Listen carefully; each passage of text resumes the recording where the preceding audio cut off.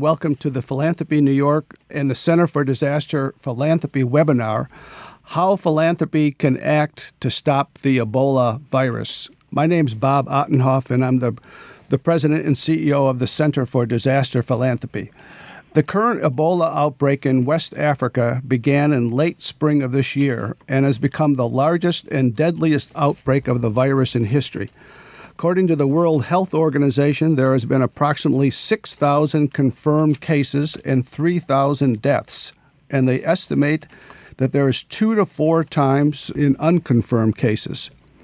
There's no cure for the virus, and the fatality rate, once it is contracted, is very high. The outbreak has been the cause of quarantines and lockdowns in affected countries and concern about its spread elsewhere in the world.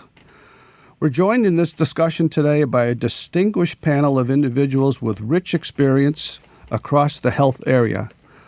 Our discussion will feature 4 speakers. The first, Maureen Buissonniere, the Director of Public Health Programs at the Open Society Foundation.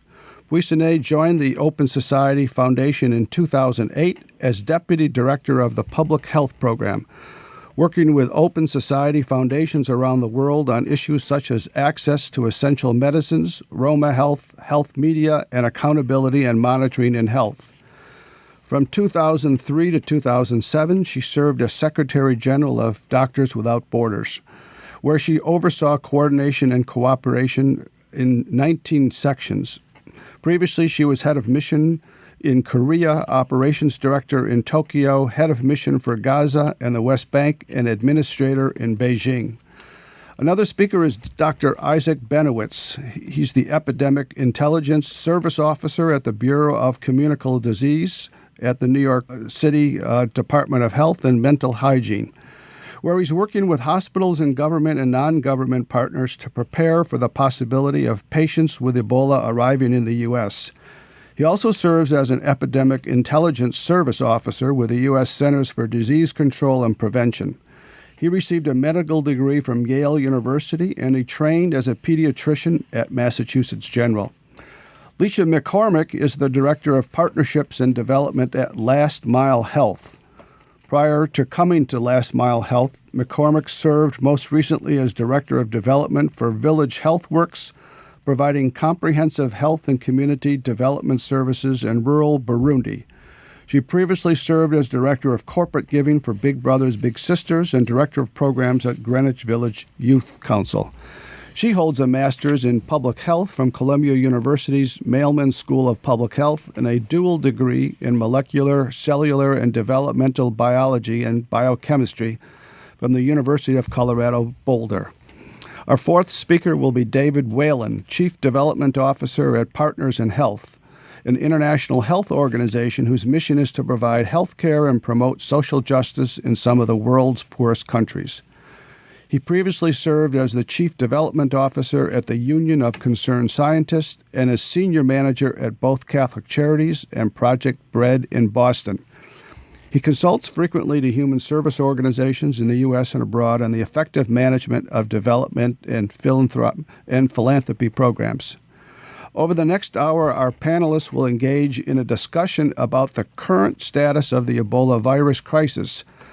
We'll also talk about ways that the private funder community can work to meet current and future needs. So let's get started. Let's start with Lisha McCormick, who's with Last Mile Health.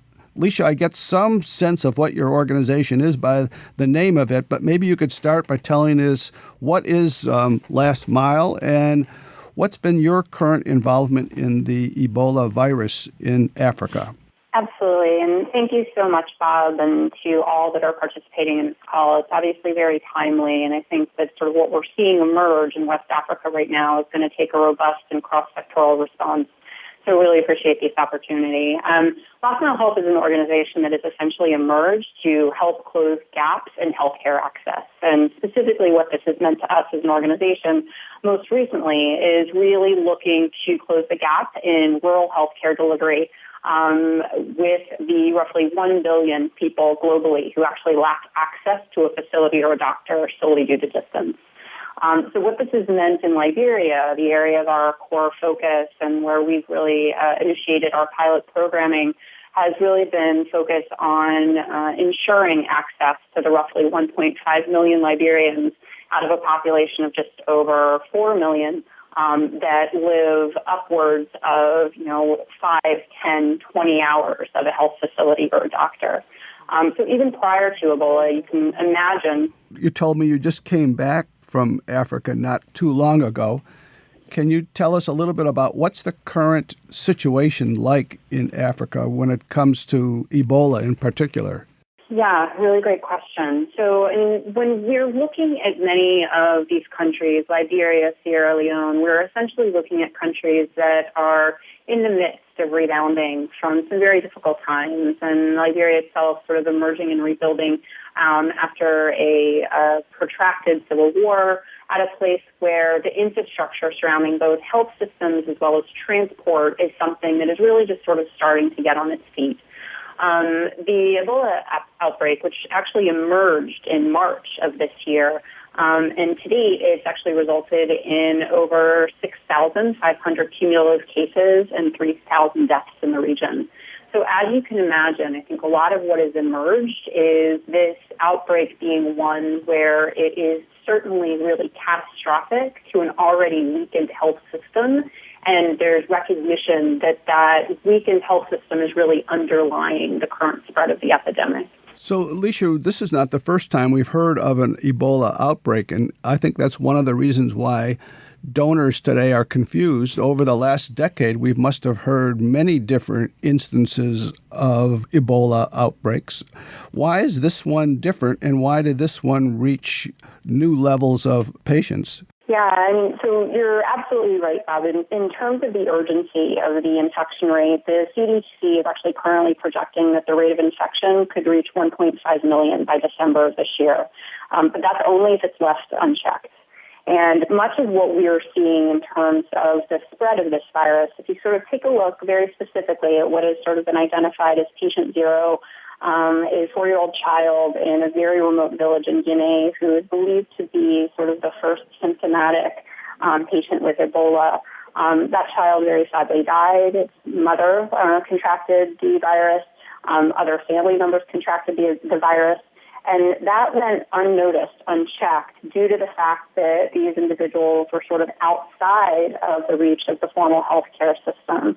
I think because in many ways there's sort of delayed reporting, delayed awareness, it led to a response that was slower than really necessary to be able to do the necessary case identification and contact tracing that in a stronger health system would have been able to be done more rapidly and really prevent these cases from sort of getting to a point where we're seeing such a rapid escalation. So much of sort of what is different at this point is the fact that cases are emerging rapidly. There is going to be, we're really sort of at a place where a full continuum of care, the whole way from the community level up to Ebola treatment units, is going to be very much essential to sort of both containing and also providing care for those that are actually infected with this virus. Help paint a picture for our listeners. We admire aid workers who go to foreign countries, particularly those who are providing health facilities, but this must take extraordinary courage and commitment. Give us a sense of what an ordinary day is like for a health worker that is dealing with this Ebola crisis, and tell us what kinds of people are actually providing this service. Yeah, absolutely. So, I think in terms of this full continuum of care, we really are looking at providers the whole way from the facility level down to community and village-based health workers who are part of the community and are really deeply dedicated. I know so many of the colleagues that I just got off a call this morning with some of our community health worker mentors, and I think that the passion and the commitment and the desire to really restore communities to health and wholeness is very palpable when you talk to any of these courageous Liberians. In terms of sort of the circumstance and what folks are kind of dealing with right now, there's definitely been a huge need for adequate distribution and supply of things like personal protective equipment.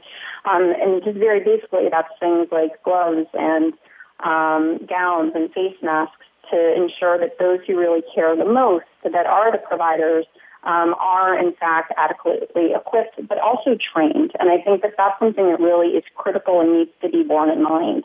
That even with the supply distribution, the need for the technical expertise, the clinical guidance, the support to everyone from a community health worker up to facility-based staff to ensure that they're able to be adequately supplied, trained, and safely deliver care is it's critical, absolutely critical to keeping our health workers safe and to containing the spread. Many of the community health workers and village workers that Last Mile Health works with, they're based in these rural villages that I referenced at the beginning of the call, frequently that are upwards of 10, 15 hours walking from a facility. And our community health workers actually benefit from a really robust platform of clinical supervision by nurse mentors once a week. Because this type of supervision and surveillance platform existed at the onset of this outbreak in March, we were able to really quickly train community-based providers, one, to do community education, also to do case identification and community surveillance in the areas where they're working, and to ensure that there's a successful referral pathway that if suspicious cases or cases of fever did in fact emerge, that they were able to treat them. And then just one last point, because I think it really is critical to emphasize, since the emergence of the Ebola outbreak, over 400,000 children have died from malaria.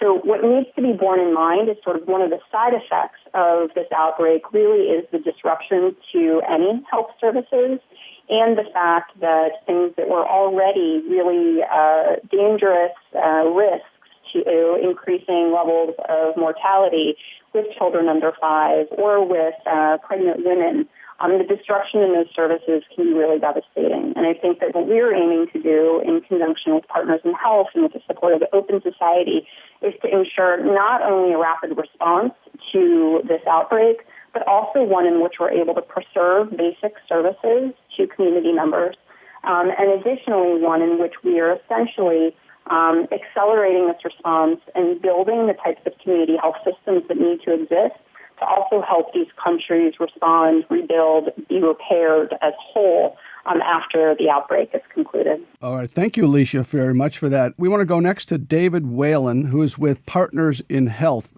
David, tell us, what does Partners in Health do and what has been your organization's role in the Ebola crisis?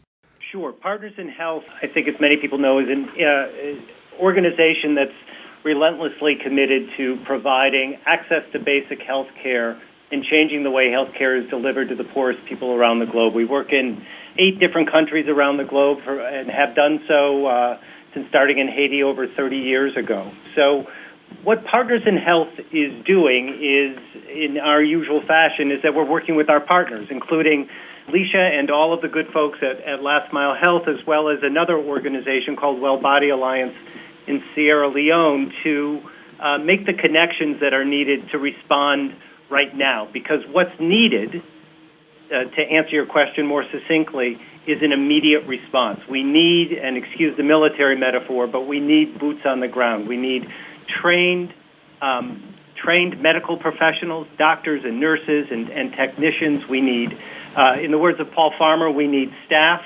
stuff, and systems. We need staff who are trained and who will train others. We need stuff, including basic medications, basic protection gear. We need ambulances to connect to different clinics. And we need systems. We need systems that will deliver supplies on time, that will train local workers, and that will ultimately, systems that will strengthen existing health care in these countries so that this kind of an epidemic will not take the kind of horrific toll it's taking now ever again. David, when you say you need people, where do you expect the staff to come from to help fill some of these vacancies? This is a disaster that requires absolutely a global response. And so Partners in Health's role here is we have plans on the ground working in concert. Let me use the example of Liberia. Working in concert with our partners from Last Mile Health, we will be opening over the course of the next, in the coming several months, 3 Ebola treatment units that will ultimately serve upwards of 250 to 300 people at a time who have been diagnosed with Ebola. So, in order to do that, the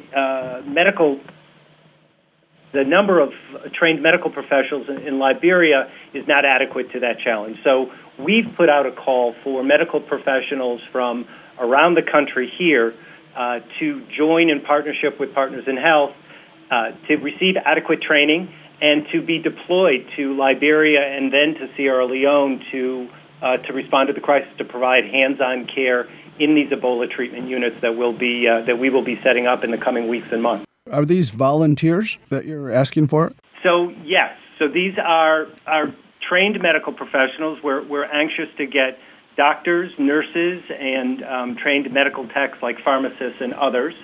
So far, we've had almost, I just checked the numbers this morning, so we've had close to 300 nurses respond and almost 200 doctors respond. Of course, we'll need to go through the vetting process and make sure folks can make a commitment of a minimum of 8 to 12 weeks. But we've had a tremendous response, which speaks wonderfully for the medical community in this country, to be sure. But it's not enough. We need more. So one of the things we've been hearing about over the last couple of weeks is the fact that the U.S. government is making a significant contribution and is sending in thousands of troops and setting up centers and so forth. And I know some donors may be asking themselves, well, isn't that enough? Doesn't that kind of solve the problem? It sounds like from what you're saying that's not the case. But explain what the military's role is and how does that help, but why isn't that enough? Sure, that's a great question. So the military and the U.S. government, in our experience, because we've been working hand in glove with them in making the plans to set up these Ebola treatment centers in Liberia, are doing things that basically that NGOs, it's very difficult for NGOs to do. So, for instance, as we all know, or we've heard, the Department of Defense is going into Liberia, again, to use that example, and actually constructing or contracting with others in the country to construct 17 Ebola treatment centers around the country.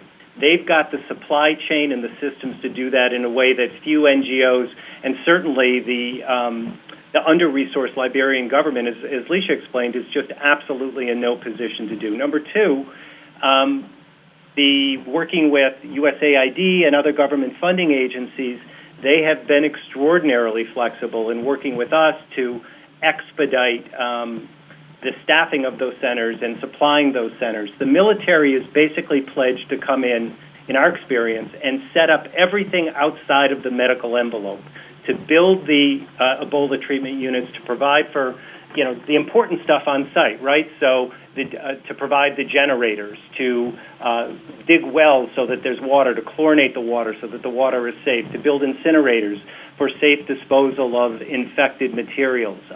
But everything inside that medical perimeter, doctors, nurses, medicines, everything that's actually going to touch the patients is being asked to be provided by the NGOs. And that's where philanthropy and donors can step in, and that's where organizations like Partners in Health and Last Mile Health and our Partners Well Body Alliance in Sierra Leone are providing the actual hands-on care, not only of the patients, but also the training of the local workforce so that they can be safer. Because as we all know, healthcare workers, local healthcare workers who are responding tremendously strongly are most at risk, as evidenced by the rate of infection and death among them. Okay, that helps a lot. I guess the other question that donors may have today is the task seems so overwhelming now, because now we're not just talking about stopping Ebola. We're talking about entire health systems, public health systems within countries that have collapsed or don't even exist anymore.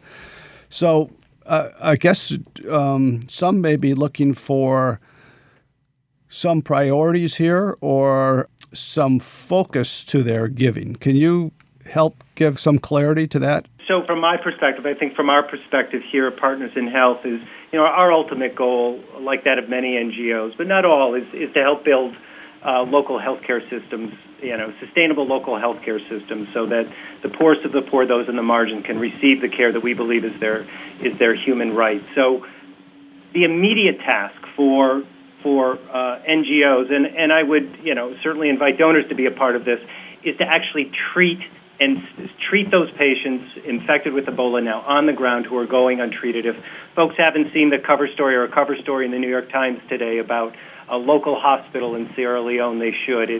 I've been doing this work for a long, long time, and that literally ripped my heart out this morning. But so the need on the ground is acute. We need to be able to respond to that, first of all. Secondly, then having the partnership of donors, of institutions and individuals to support the longer-term work to build up local healthcare systems run by governments that provide basic healthcare to their citizens is absolutely critical to making sure that this kind of an epidemic, when it comes again, because it will, whether it's Ebola or something else, it will come again, does not take the same kind of toll that it does. And then I'd say thirdly, the role for donors is to jump into the public policy sphere. And I think you're going to have somebody else speak to that a little bit later in this call. But we have to be advocates at a policy level in our local institutions, in our national institutions, and as much as possible at an international level to make sure that aid is delivered in a way that builds systems to provide these basic services to the most marginalized among us. All right. Thank you very much for those comments, David, and we hope to get back to you later. I want to go on now to bring into this discussion Maureen Buissonniere from Open Society. Maureen, welcome to the webinar. And we were very eager to talk to you because you represent an important foundation, the Open Society foundations around the world. And we wanted to learn more about your decision to invest in addressing the Ebola outbreak. Can you tell us a little bit about what you've done and why you've done it? Sure. Thank you, Bob. The Open Society Foundation has a branch of foundation in West Africa based out of Dakar and works in all affected countries in the region. So in a sense, we became aware of the epidemic very early on through our presence on the ground. And we also very early on became aware of the potentially devastating both human costs but also longer-term effects of Ebola. We're starting, seeing and hearing questions of governance, questions of weakened trust in institutions and leadership to actually provide to citizens what they really needed in the context of the Ebola crisis. And clearly for us, Open Society Foundation, who have been investing in all of those aspects over the past few years, these became an overriding factors in everything we were doing. And so we could not, I think, ignore the Ebola crisis, which was really challenging us and our partners in what we had been trying to build with local authorities and with local civil society organizations over the past few years. Now, what did we choose to do? Well, first and foremost, we thought in terms of the assets we had on the ground. Over the years, we had helped establish and support networks of community radios, networks of local TVs. And as you all know, I think a huge part of the problem with the Ebola virus are the myths and the fears that exist around the diseases. And so very early on, we started putting our assets and our partners' capacity at the disposals of local ministries of health and the WHO for broadcasting of evidence-based messages, prevention messages, to contribute to dispel some of this, wrongful understanding of what was happening around the disease. We also, as I mentioned, became very concerned not only about the immediate impact of the crisis, but also about the long-term impact of the crisis and the potential reversal of gains that it would translate into after, so many progresses that had been made after the end of the conflicts.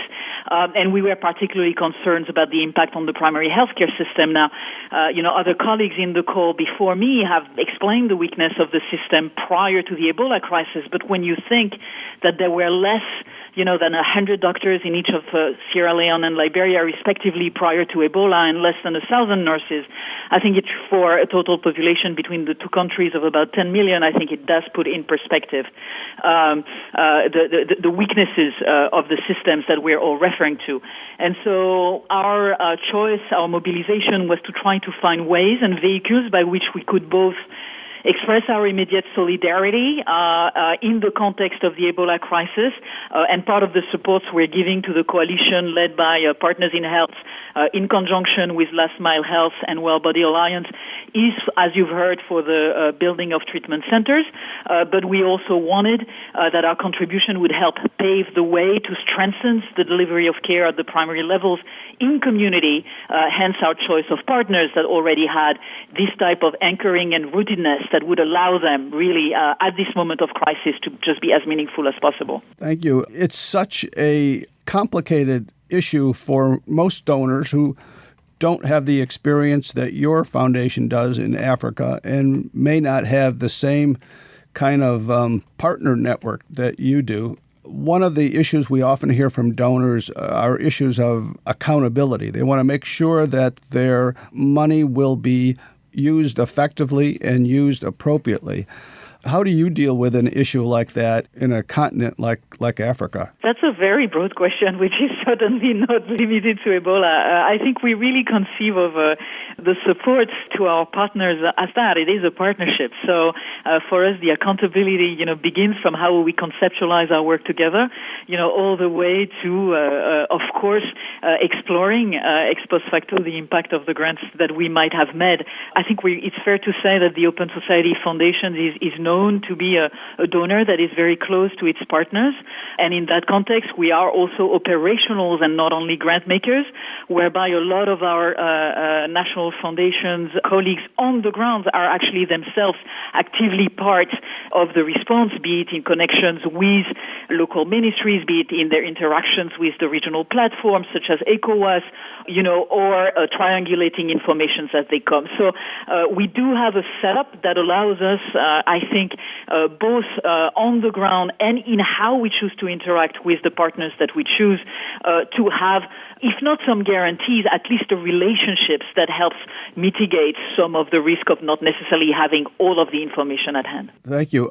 I know you've had long experience in this field, and I wanted to get a little insight for you on the challenges to organizations that are providing this service. We're speaking with a leader in this field yesterday, and he pointed out that many of our first responder organizations are really geared right now to immediate response to obvious crises like a tornado or a hurricane or something like that. And what we're confronted with right now are kind of long-term situations where health systems have collapsed, where there seems to be no end in sight. I'm thinking of the Syrian refugee crises. So do you think the nonprofit world is organized sufficiently for that kind of response? And do you think the private philanthropy world has recognized this kind of new challenge, if you will? Yeah, I think we are currently seeing an accumulation of crises that I think are certainly stretching the capacity of organizations that are used to respond in emergency context. And if you take the sum today of South Sudan, Syria, the Gaza Strip, and Iraq, and what's happening now in West Africa with Ebola, you are looking at international NGOs and actors, local actors that are stretched in terms of their ability to respond. But I think that what the West African crisis has really shown and demonstrated, and we heard it, I think, from some of the other speakers, is that the nature of the response that was needed in this current crisis and is still needed needed to materialize on the ground in this current crisis requires public actors. It requires, mobilization by the states of means that are beyond the means of private actors. And so, it's absolutely great to see that there has been a range of very promising and engaging commitments with the lead of the U.S. Over the past couple of weeks. But, clearly you're looking at a size and a nature of an emergencies that requires the mobilizations of resources that go beyond what NGO actors alone, can sustain. The colleague from PIH right before was talking about the immediate needs of increasing the number of treatment beds. That's really what we're talking about right now in terms of the immediate current needs in the response. And for as much as many have been promised, the materializations of those will take time, and it's understandable. Not all organizations necessarily have trained staff who know or have been have had an opportunity in the past to work in hemorrhagic disease fever situations, and that requires a setup that is both logistically complex, and medically challenging. A lot of phone calls from reporters over the last few weeks, and they seem to be focused on the issue that donations are relatively modest, that we're not seeing a lot of donor activity. Have you been talking to donors who are perhaps considering a grant, and why do you think the donor community here in the United States has been so slow to respond to this crisis? We've been, of course, talking to a range of donors, many of whom are preparing to mobilize, some of whom have already committed and made statement. I think part of the reasons why the response has perceived to be slow is connected to what Lisha was saying initially. I think it took time for people to realize the scale of this emergency.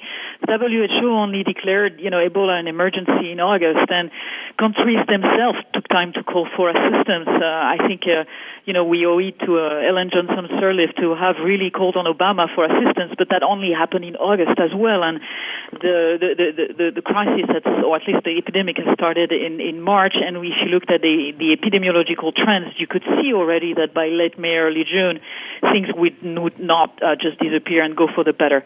So I think there was a delayed, awareness about the gravity of the situations and the potential gravity of the situations.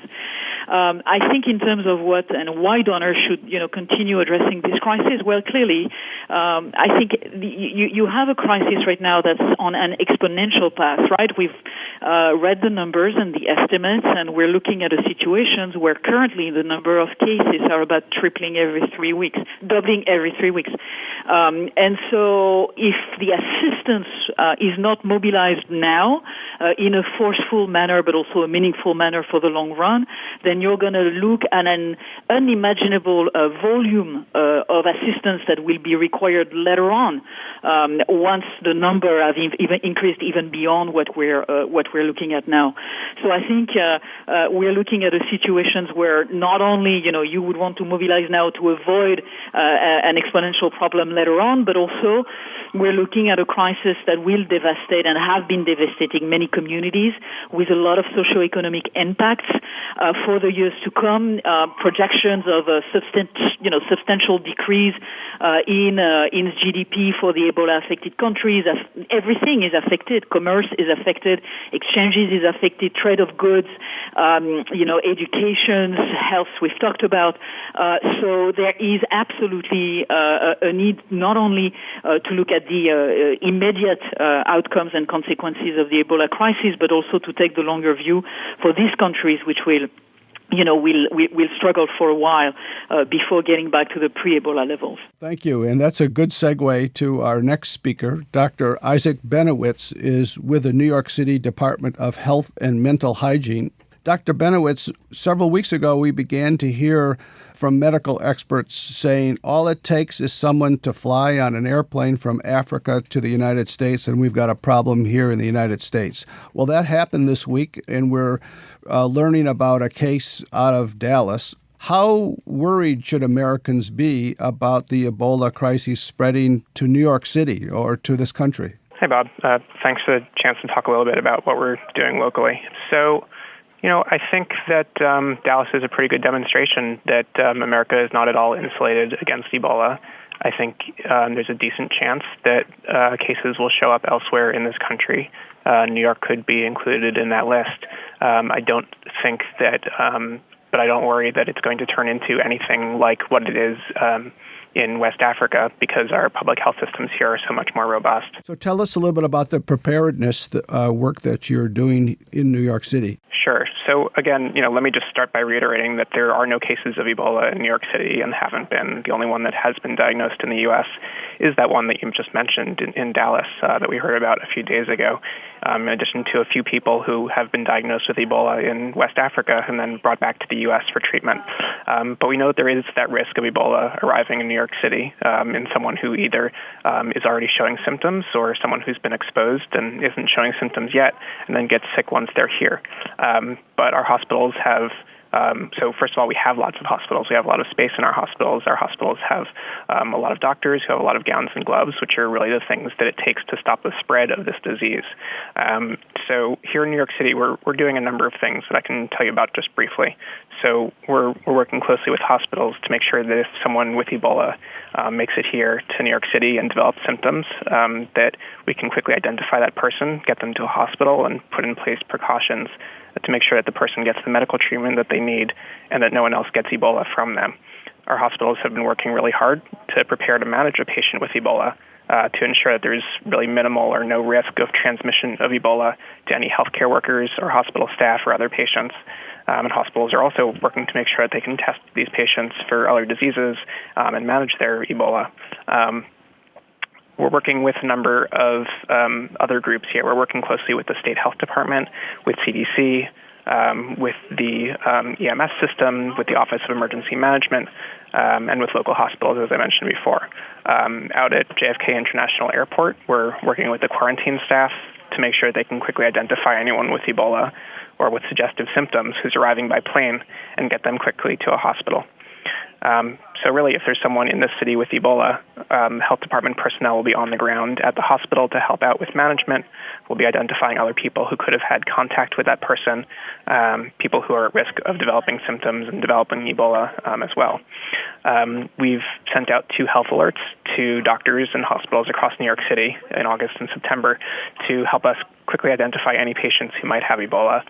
It's really critical that doctors get a full travel history on anyone with fever and get it quickly in an encounter. And that way they can isolate anyone who's been in an affected area right away. We've received a lot of calls from doctors concerned about patients. Most of the patients we heard about were really unlikely to have Ebola because they hadn't been in an affected country or because they didn't have symptoms that match up with Ebola. Of the handful of possible cases that we've heard about who did have travel and symptoms that could suggest Ebola, almost all of them actually had malaria and were able to get the appropriate treatment. A few others got better without developing any further symptoms and also didn't have Ebola. We've been working closely with immigrant communities here in New York City to reassure them that we're here to support them because we know this is a really hard time for them when a lot of them are worried about friends and family back in African countries that are being severely impacted by the Ebola outbreaks there. We're reaching out also to let them know that anyone who's sick after traveling to those affected countries should feel entirely safe calling a doctor or going to a hospital without any fear of stigma or worries about payment. And then we've also been in touch with some of the NGOs that are based here in New York City and elsewhere in the U.S. because we know they have people working in Ebola-affected areas, and especially those people working in hospitals taking care of Ebola patients. They're worried about their safety there. They're worried about what happens if they get sick there, what happens if they get sick when they come back, what symptoms to watch out for, and what they should do if that happens. People who return from affected areas need to know that if they have a fever anytime within 21 days of returning from an affected area, they need to see a doctor right away. So we're ready to care for someone here who develops symptoms of Ebola. Dr. Benowitz, I think many of our listeners probably aren't in New York. It's amazing to hear all the things and comforting to hear all the things New York is doing. How would you rate the health system in the United States in general? And would you say most hospitals are taking the same sort of precautions that you've just mentioned that are happening in New York? I think it's fair to say that what I described in New York City is not atypical of what's going on across the country. This has been a really active topic of discussion. I do think that we're ready to cross the U.S. I think that this is something that a lot of health departments have been thinking about a lot, something that hospitals have been thinking about a lot. What I've been hearing from other states, from other cities, from other hospitals is that they're ready. They know what symptoms to look for. They have supplies in place. They have laboratory capacity in place. I think we're in a good place in this country. It's good to hear. What kind of lessons do you draw from this experience? We've been hearing a lot of discussion in this webinar and in the reports about the importance of a public health system. What kinds of lessons do you draw from this crisis that we can be thinking about here in the United States? Sure. So I think some of the lessons that I can draw from what's happening in this crisis and what's not happening in this crisis are the same as the lessons that I can draw from all the earlier Ebola outbreaks that I've learned about. And the first one is that we really need to stay ahead of the curve. If we wait until there are a lot of cases of Ebola in a place, then it takes a lot more resources and people to catch up. We need to recognize that public health is critical, both locally and internationally, and that what happens in the corners of the globe does have an impact there and here. It's not just the need for a viable healthcare system, but also the staff, funding, the infrastructure required to detect health threats, to respond rapidly, manpower to identify and track down contacts, understand what kind of exposure people have had, monitor them for illness, get them to healthcare settings. It takes a really robust effort. It takes things like databases to process and analyze all that information. Ebola is just one example of threats that we prepare for that come from elsewhere, and we need different kinds of responses for different threats, whether it's SARS, anthrax, pandemic flu, or something else. We have to be prepared for all of these, and we have city and state health departments doing a really great job across the U.S. of being prepared for those. But globally, public health is really underfunded. It's something that's critical for health and security and well-being, and I think that, hopefully this will lead to some big discussions about how we prepare in the future across all different areas. So this is a question for not only you, Dr. Benowitz, but also for other of the panelists. We expect government to handle these sorts of issues. And if it isn't our government, we hope that some of the multinationals or the UN will handle these kinds of crises. And so why should we be asking, or what is the unique role of private philanthropy in something as large and as complicated as the Ebola crisis? What can private philanthropy do that's really unique and different? Let's start with you, Dr. Benowitz, and then I'll invite other panelists to step in. I'm certainly eager to hear what the others have to say. That's more their purview than mine. I think that there's a lot that can be done in terms of community resilience. I know that at a local level, we have a lot of people who are concerned about things that are happening elsewhere. But really, right now, the main need for infrastructure in place for Ebola is in the areas that are affected most, which are countries in West Africa. So I'd rather defer to the folks that are actively working on the ground over there. Maureen, why don't you start us off? What would you say to that question? Maureen? So there's a number of local organizations, I think, that are really contributing to supporting the social fabric, at the time when the crisis is really tearing apart communities, etc. So I think that, private philanthropy could really consider some of its role as, contributing and supporting local civil society organizations in the other aspects of the response beyond those that we've been talking about. So, who's going to be taking care of the 3,700 orphans? How does a survivors that has now, recovered from Ebola and goes back to his community or goes back to his work but is unable to resume work because of the stigma that now is attached to him, will go on with his life? How will the questions of the food issue and the food security issues play over the next few months as the crisis continue to unfold? So there's really numerous ways in which, beyond the support to the immediate treatment and the long-term strengthening of the health system, private philanthropy can really contribute to maintain and to support the social fabric at a time when it is so really violently being torn apart by the disease. Thank you. Lisha and David, I want to ask you another set of questions. Do you think there are other countries in Africa that are at risk right now that we should be concerned about, and are there things we can be doing in those countries? Partners in Health works, has on-the-ground programs in 3 other countries in Africa. So for a number of years, we've worked in Rwanda, we work in Malawi, and we work down in Lesotho as well. So all of which are in East Central and Southern Africa. And I can certainly tell you, having been in Rwanda twice in the last month, that is a country that has mobilized its public health system to be on the guard for Ebola. Not only is there fairly robust screening in general, but when you come into the airport in Kigali, and this was way back first time I was there was in mid-August, and certainly again in mid-September, they're taking your temperature, they're screening the countries you've come from. You've got to meet with a medical professional before you can even get to passport control. So, my limited exposure tells me that those countries that have the resources are certainly mobilizing to set themselves up, at least set up some sentinel sites that would indicate somebody who was infected and who actually had symptoms so that they could be detected coming into the countries. It's, I think what we know from the experience in West Africa is that the longer we wait, the more expensive it becomes, the more people die, and the greater chance there is of it spreading, not only in Africa but beyond Africa, and in more robust ways than a single individual flying into an American city, and that's why this call for mobilization is and the mobilization of philanthropists, of individuals and institutions, to stand in solidarity with those who are affected by this crisis and those trying to address the crisis directly is so important. Lisha, question for you. How long do you think it's going to take before this virus is actually contained? We've been hearing projections from CDC that we might have as many as 1.4 million cases if we do nothing. So are we doing enough to contain it, and how long do you think it'll take us for that to happen, to actually contain it? I think that there's a lot of speculation around that right now. And, the general sense is that surrounding the immediate emergency response, many of the timelines people are really looking at are in sort of 6-month increments, with the understanding that if we are, in fact, able to put in place the types of continuum of care that really is fundamentally essential to this response, and we're able to do that swiftly and adequately over the coming weeks, that we will start to see a plateauing of the increase of number of cases, ideally by late October or early November.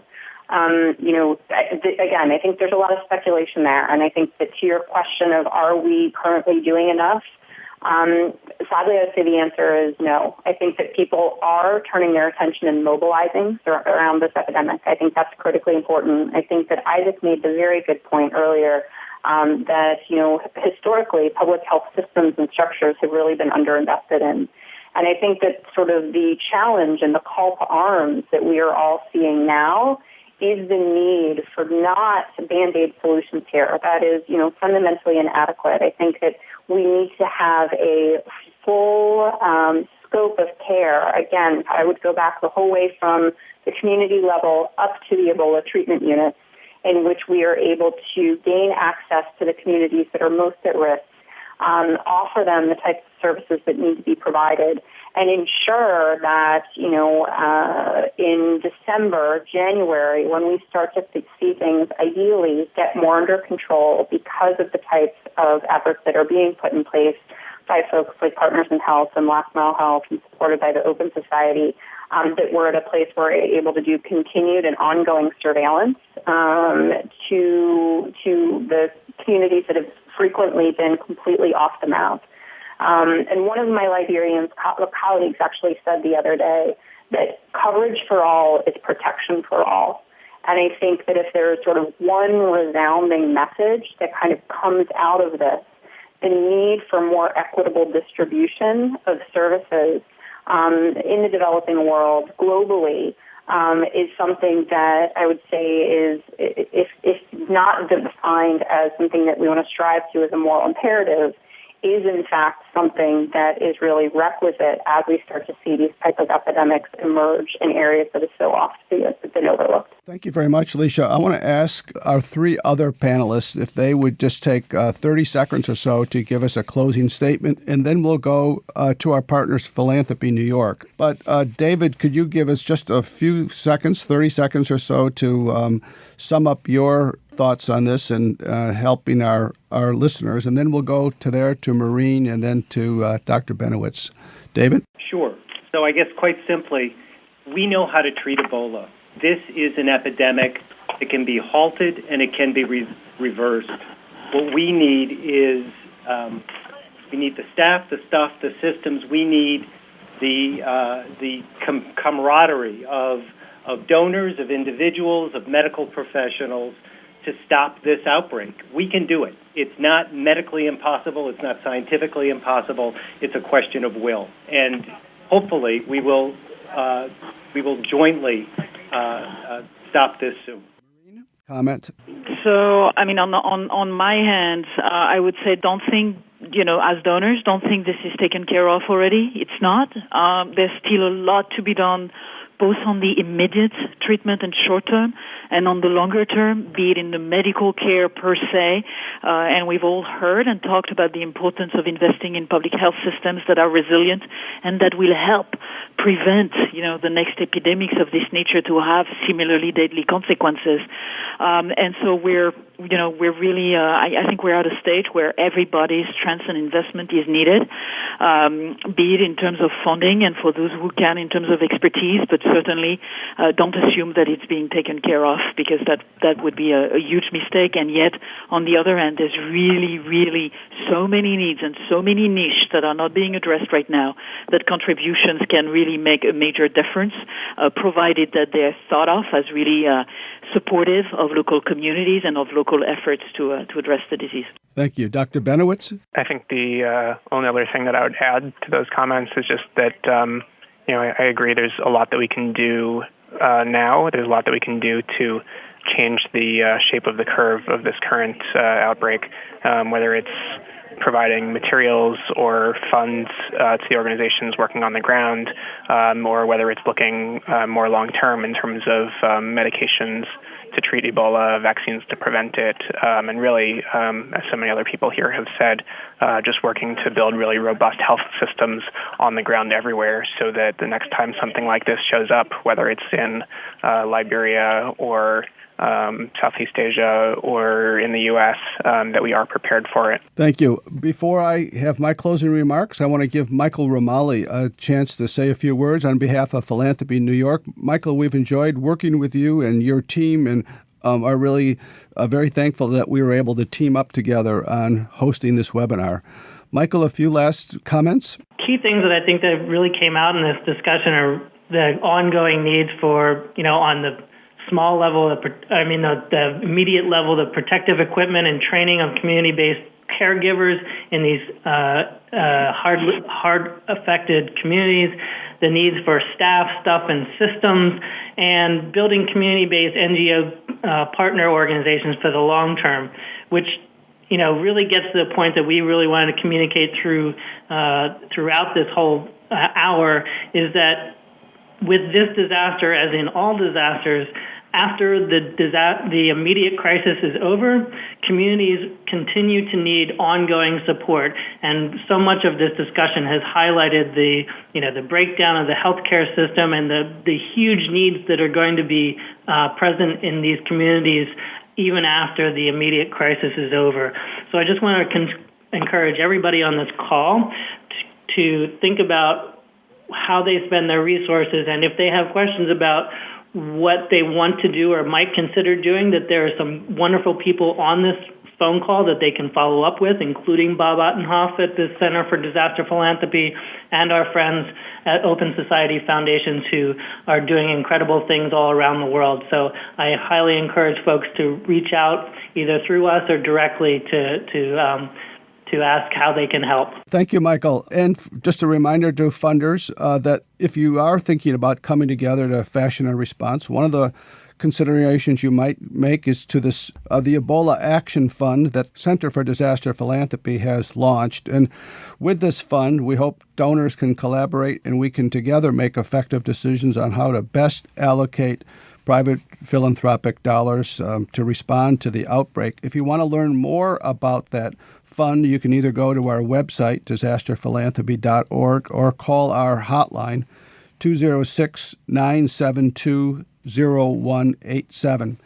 So we want to thank very much our guests today, Maureen, Isaac, Lisha, David. Thank you so much for taking your time to share your expertise with us. And we've all learned a lot and hope this will make a difference in responding to the Ebola crisis. Thank you all for your participation and have a great afternoon.